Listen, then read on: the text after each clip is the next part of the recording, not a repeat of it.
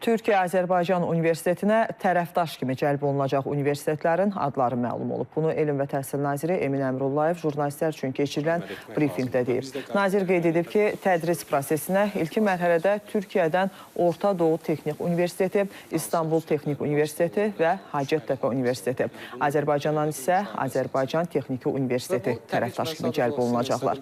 Nazir həmçinin universitetdə tədris olunacaq ixtisaslar və nəzərdə tutulan tələbə sayını açıqlayıb.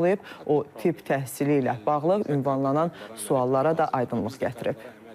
Xoş gördük. Müəyyən fasilədən sonra yenə də sizlə eyni formatda görüşürük. Vizanın nəticələridir. Burada da təhsil pulsuz olacaq, yəni ödənişsiz olacaq. Eyni zamanda 100 tələbənin ingilis və türk dillərində birinci il əsasən mühəndislik üzərində qurulacaq və tibb təhsili sual verilir bizə çox.